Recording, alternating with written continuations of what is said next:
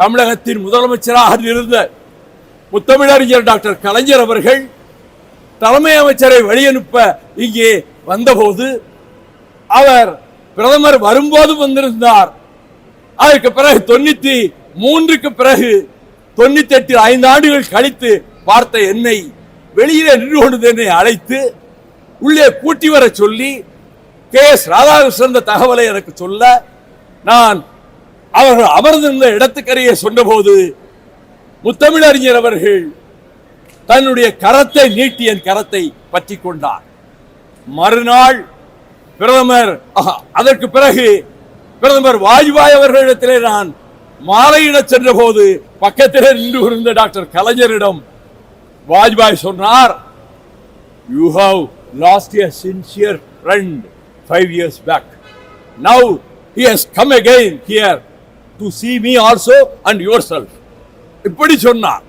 அதற்கு பிறகு அவர் விடைபெற்று சென்ற பிறகு பத்திரிகையாளர்கள் எல்லாரும் சூழ்ந்து கொண்டு முதலமைச்சர் கலைஞர் அவர்களிடத்தில் இன்றைக்கு இவ்வளவு கூட்டமாக வந்திருக்கார்கள், பிரதமர் நிகழ்ச்சி நேற்று நன்றாக இருந்தது என்று சொன்னபோது இது MDMK என்றார். அந்த மாதிரி வார்த்தை சிலம்பம் ஆடுவதிலே அவருக்கு நிகர் யாரும் கிடையாது. MDMK என்று சொல்லிவிட்டு இது MDMK என்று என்னையும் என்னுடைய சக தோழர்களையும் பார்த்து சுட்டிக்காட்டி சென்று விட்டார். இதற்கு பிறகு நான் சொல்லுகிறேன், இப்பொழுது ஒரு பெரிய இடைவெளிக்கு பிறகு இந்த ஆண்டுதோறும் நாங்கள் அண்ணாவுக்கு மாநில மாநாடு மாவட்ட மாநாடாக 94 இருந்து தொடர்ந்து நடத்தி கொண்டே இருக்கிறோம். ஒரு வருடம் கூட நாங்கள் அந்த கடமையில் தவறியவர்கள் அல்ல. அதே கடமை உணர்வோடு தான் இப்பொழுது இந்த ஆண்டு மிகச்சிறப்பாக பேரறிஞர் அண்ணா அவர்களினுடைய மாநாட்டு பிறந்தநாள் விழா மாநாட்டை நடத்த வேண்டும். ஏனெனில் இந்துத்துவ சக்திகள், RSS, BJP வட்டாரங்கள் இந்த தமிழகத்தை கபலீகரம் செய்து விடலாம் என்று கருதி கொண்டு அவர்கள் இங்கே கால் ஊன்ற முயற்சிக்கிறார்கள். அது நடக்காது. இது பெரியாரின் பூமி, அண்ணாவின் மண், திராவிட இயக்க பூமி. எங்கே அவர்கள் கால் வைக்க முடியாது.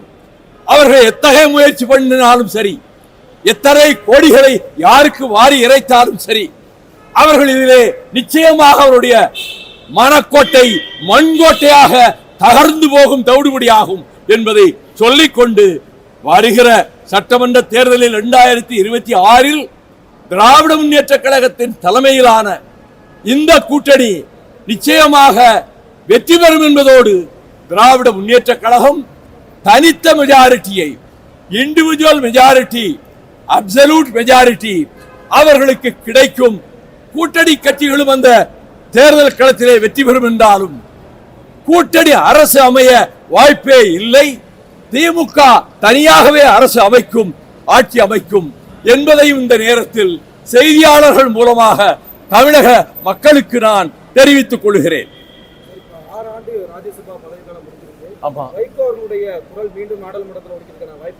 நான் குட் பை சொல்லிட்டு வந்துட்டேன் பார்லிமெண்ட்டுக்கு. வருங்காலத்தில் வாய்ப்புகள் கிடைக்கப்பட்டால் நான் அந்த கற்பனைகளிலேயோ கனவுகளிலேயோ இல்லை. என் கடமையை நான் செய்திருக்கிறேன். அந்த நாடாளுமன்றத்தில் அத்தனை தலைவர்களும் கட்சிக்காரர்களும் என்னை மிகவும் நேசிக்கக்கூடியவர்கள். அவர்கள் இன்று என்னுடைய உரைக்கு பிறகு ஒவ்வொருவராக வந்து எனக்கு வாழ்த்தும் பாராட்டும் சொல்லி இந்த அவைக்கு திரும்பவும் அவர் வர வேண்டும் என்றெல்லாம் தலைவர்கள் பேசினார்கள். நான் அதற்கு அவர்களிடத்தில் எந்த பதிலும் சொல்லவில்லை. நான் இப்பொழுது மீண்டும் திட்டமிட்டு நாளை அல்லது நாளை மறுநாள் தமிழகத்தில் முக்கியமான இடங்களில் இஷ்யூ பேஸ்ட் எந்தெந்த பிரச்சனைகளில் தமிழ்நாட்டை பாதுகாத்தோம், எந்தெந்த பிரச்சனைகளில் தமிழ்நாட்டின் உரிமைகளை பாதுகாத்தோம், ஸ்டெர்லைட்டை எப்படி விரட்டி அடித்தோம், இப்பொழுது மீண்டும் ஸ்டெர்லைட்டை திரட்ட வேண்டும் என்று திறக்க வேண்டும் என்று ஆயிரக்கணக்கான ரூபாய்களை வாரி வீசி தினம் 500 பேரை கொண்டு வந்து நிற்க வைத்து ஆர்ப்பாட்டம் செய்து கொண்டிருக்கிறது நாசகார ஸ்டெர்லைட் நிறுவனம்.